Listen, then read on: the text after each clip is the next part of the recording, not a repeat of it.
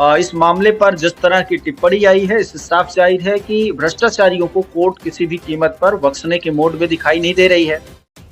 National Herald case में कांग्रेस को बड़ा झटका लगा है। मनी लॉन्ड्रिंग मामले में पीएमएलए अदालत ने व्यापक सुनवाई के बाद नेशनल हेराल्ड अखबार को संचालित करने वाली कंपनी एसोसिएट जर्नल लिमिटेड और यंग इंडिया के खिलाफ ईडी की कार्रवाई को सही ठहराया है। दरअसल ईडी द्वारा एजेएल और यंग इंडिया की 752 करोड़ की संपत्ति को कुर्क करने का आदेश जारी किया गया था, जिसके बाद अब निर्णायक प्राधिकरण ने इसे सही बताया है।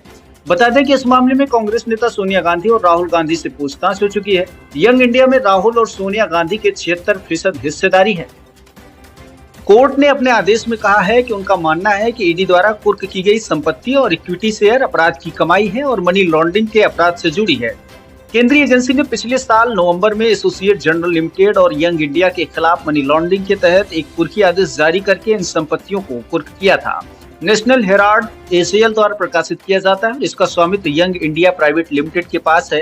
कांग्रेस नेता सोनिया गांधी और राहुल गांधी यंग इंडिया के सबसे बड़े शेयर धारक हैं। इन लोगों के पास 38% शेयर है।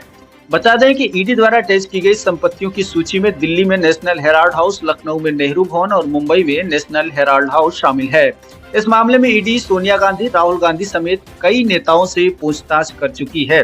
इसके बावजूद अभी इस मामले पर जिस तरह की टिप्पणी आई है, इससे साफ जाहिर है कि भ्रष्टाचारियों को कोर्ट किसी भी कीमत पर बख्शने के मोड में दिखाई नहीं दे रही है।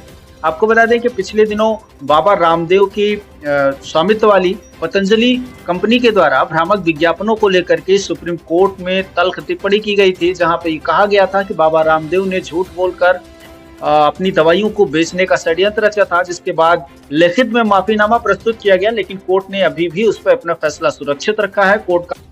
सुप्रीम कोर्ट का मानना है कि इस तरह से बाबा रामदेव और उनके अथेंटिक अधिकारियों ने जो भी माफीनामा दिया है वो दिल से नहीं दिया है, बल्कि उसको एक कागजों की कार्रवाई का हिस्सा मान करके दिया है। और बाबा रामदेव को मीडिया पर और मीडिया में दुष्प्रचार करने पर ज्यादा भरोसा है।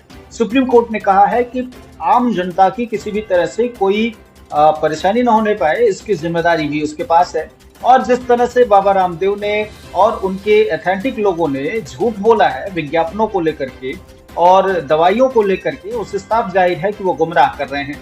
इसके बाद लगभग 2 बार उन्होंने लिखित माफीनामा दिया है, बगैर शर्त माफी मांगी है, लेकिन कोर्ट ने अभी भी अपना फैसला सुरक्षित रखा है।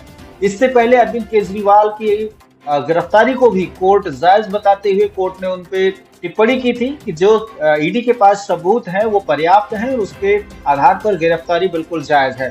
अब इसी तरह से कांग्रेस पार्टी पर एक टिप्पणी आई है, जिसमें नेशनल हेराल्ड एजेएल द्वारा जो प्रकाशित अखबार है उसके ऊपर लेकर के कोर्ट ने टिप्पणी की है। ईडी ने कुर्की की कार्रवाई की थी, कोर्ट ने उसे उचित ठहराया है और कोर्ट का मानना है कि जिस भी तरह से ईडी ने कार्रवाई की हुई वो बिल्कुल ठीक है।